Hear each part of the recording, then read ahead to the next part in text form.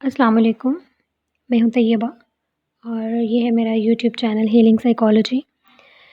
आज की वीडियो का जो टॉपिक है वो है मेजर डिप्रेशन। ये डिप्रेशन की सबसे सीवियर और इंटेंस फॉर्म है।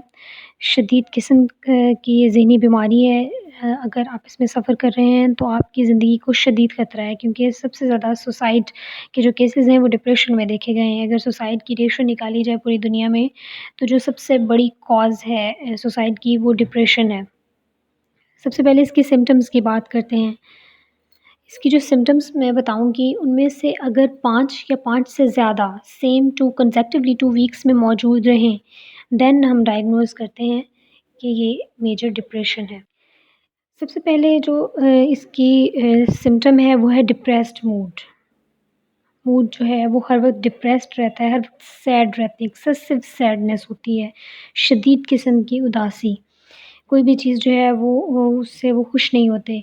लॉस ऑफ इंटरेस्ट और प्लेयर, मतलब जो उनकी फ़ेवरेट चीज़ें हैं या जो करना उनको अच्छा लगता है लोगों को, अगर वो उसमें भी इंटरेस्ट जो है उनका ख़त्म हो गया है और वो किसी किस्म का प्लेयर फ़ील नहीं कर रहे हैं, देन हम ये कह सकते हैं कि ये डिप्रेशन की सिम्पटम है। इसके अलावा एक काबिले गौर बात ये भी है कि जो ये कंडीशन है एक्सेसिव सैडनेस की और लॉस ऑफ इंटरेस्ट की और लैक ऑफ प्लेयर की, ये किसी मेडिकल रीज़न की वजह से ना हो, कि मतलब कोई जिस्मानी बीमारी है या कोई इस तरह का मसला है, जिस्मानी मेडिकल कोई रीज़न है, देन ये डिप्रेशन में नहीं आता। कि उसके लिए तो फिर एक कॉज़ आ गई ना कि मेडिकली वो तकलीफ़ में है, इस वजह से वो सैड हैं, इस वजह से वो डिप्रेस्ड रहते हैं या उदास रहते हैं। अगर कोई मेडिकल रीज़न नहीं है, बगैर किसी वजह के ही वो लैक ऑफ इंटरेस्ट है उनमें और डिप्रेस्ड मूड रहता है और किसी भी चीज़ में प्लेज़र फ़ील नहीं करते, देन हम कहेंगे कि मेजर डिप्रेशन की सिम्पटम है। और जो डिप्रेस्ड मूड है वो मोस्ट ऑफ द डे रहता है फ्रीक्वेंटली, पूरा दिन, और होपलेसनेस होती है, क्राइंग स्पेल्स होते हैं, बहुत ज़्यादा रोते हैं ये लोग। लेकिन ये एडल्ट में है। अगर बच्चों में डिप्रेशन है, जैसे कि कल मैंने एक वीडियो अपलोड की, उसके अंदर बच्चों का जो डिप्रेशन है उसको डिस्कस किया। अगर बच्चों के अंदर डिप्रेशन है या टीनेजर्स के अंदर, तो उनके अंदर एक्सेसिव सैडनेस नहीं होती, उनमें इरिटेबिलिटी होती है, मतलब अजीब-सा एंग्री सा मूड उनका होता है। लेकिन अगर एडल्ट हैं तो फिर एक्सेसिव सैडनेस होगी, बहुत ज़्यादा लैक ऑफ इंटरेस्ट है, कोई भी एक्टिविटी जो है वो करना उनको अच्छा नहीं लगता, वो चीज़ें जो वो पहले करते थे, उसको बहुत एन्जॉय करते थे, वो अब नहीं होगा। इसके अलावा एक और चीज़ जो बहुत ज़रूरी है वो ये है कि सिग्निफिकेंट वेट लॉस और वेट गेन, या तो बहुत ज़्यादा मार्केटली देखेंगे आप कि उनका वेट कम होना शुरू हो गया है या फिर बहुत ज़्यादा होना शुरू हो गया है। और डिक्रीज़ और इंक्रीज़ ऑफ एपेटाइट एवरीडे, मतलब या तो उनको बहुत भूख लगना शुरू हो जाती है या फिर बिल्कुल भूख नहीं लगती है। मतलब वो बहुत ज़्यादा खाना शुरू कर देंगे या फिर ऐसा होगा कि बिल्कुल ही खाना छोड़ देंगे। इसके अलावा एक बहुत बड़ी मेजर सिम्पटम जो मानी जाती है डिप्रेशन में, वो है इनसोम्निया और हाइपरसोम्निया, कि ऐसे लोगों को नींद नहीं आ रही होती है। जो लोग डिप्रेशन में चले जाते हैं वो सो नहीं पाते, या तो नींद आती ही नहीं है, सोना ही मुश्किल हो जाता है। लेकिन अगर मुश्किल से नींद आ भी जाती है तो बहुत कम वक़्त के लिए, फ़ौरन से आँख खुल जाती है, और अगर देर से भी आँख खुले तो फिर दोबारा सोना उनके लिए मुश्किल बन जा हो जाता है। इसके अलावा हाइपरसोम्निया है कि जो स्लीप का ड्यूरेशन है वो बढ़ जाता है, बहुत ज़्यादा सोना शुरू कर देते हैं, रात को भी, दिन को भी, हर टाइम सोए रहते हैं।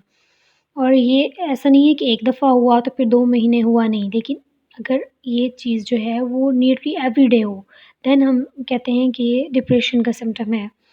इसके अलावा फटीग रहती है और लॉस ऑफ एनर्जी है एवरीडे, मतलब वो हर वक़्त थके हुए महसूस करते हैं। उनको लगता है कि वो कुछ भी कर नहीं पा रहे, उनके अंदर बिल्कुल भी किसी भी काम की कोई एनर्जी नहीं रहती।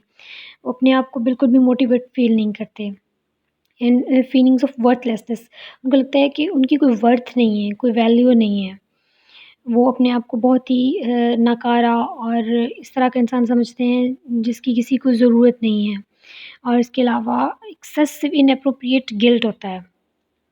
उनको लगता है कि ये सब कुछ जो हो रहा है उसकी रीज़न वो खुद हैं, और वो खुद कुछ भी नहीं कर पा रहे, और ये जो ये वाला गिल्ट होता है ये अमूमन डिल्यूज़नल होता है, मतलब एक्चुअल में ऐसा नहीं है, वो बस एक अपने ज़हन में एक बिलीफ़ बना लेते हैं कि ये सब कुछ उनकी वजह से हुआ है। इसके अलावा लैक ऑफ कंसंट्रेशन है और एबिलिटी ऑफ थिंकिंग, वो किसी भी चीज़ पर बहुत ज़्यादा फ़ोकस्ड नहीं हो पाते हैं, सोचते नहीं हैं ज़्यादा, किसी एक चीज़ के बारे में मुसलसल। मतलब अगर उन्होंने कोई ऐसा थिंकिंग वाला काम करना है, कुछ जिसमें माइंड यूज़ होगा, तो वो उसको नहीं कर पाएँगे और लैक ऑफ कंसंट्रेशन है कि जब वो कोई काम शुरू करते हैं, तो उस पे कंसंट्रेट नहीं कर पाते हैं। और रिकरेंट थॉट्स ऑफ डेथ होती हैं कि बार-बार सुसाइड की आइडिएशन आ रही है, वो डेथ की प्लान्स, सुसाइड के प्लान सोचते रहेंगे और इस किस्म की बातों में ज़्यादा उनका इंटरेस्ट देखा जाएगा कि वो हर वक़्त मौत की और इस तरह की बातें करते रहते हैं। अगर जेंडर की बात करें तो औरतों में डिप्रेशन ज़्यादा होता है, major depression as compare to male. और अगर ऐज की हम बात करें तो 18 से लेकर 29 इयर्स तक की जो ऐज है, इस ऐज के लोग जो हैं वो मेजर डिप्रेशन का ज़्यादा शिकार होते हैं। उनके अंदर ये चीज़ ज़्यादा देखी गई है as compare to 40, 50 and 60 years old जो लोग हैं, उनके अंदर मेजर डिप्रेशन कम होता है। लेकिन जो यूथ है वो ज़्यादा इसके अंदर इन्वॉल्व देखी गई है कि यूथ जो है वो डिप्रेशन को ज़्यादा सफ़र कर रही है। इसके अलावा सुसाइड का रिस्क तो होता ही है और बहुत ज़्यादा होता है। सबसे ज़्यादा जो सुसाइड की मैं पहले भी बता चुकी हूँ, वो रेशो देखी गई है, वो डिप्रेशन की वजह से देखी गई है कि उसमें होपलेसनेस होती है और अपने आप को इंसान बिल्कुल अकेला और इस तरह महसूस करता है कि वो कुछ कर नहीं पा रहा, वर्थलेसनेस फ़ील होती है और शदीद किस्म की जो मायूसी है, इस वजह से सुसाइड का रिस्क जो है वो मेजर डिप्रेशन में बहुत ज़्यादा होता है। और अगर इसकी कॉज़ेज़ की हम बात करें कॉज़ेज़ जो हैं इसकी वो पर्सन टू पर्सन वेरी करती हैं।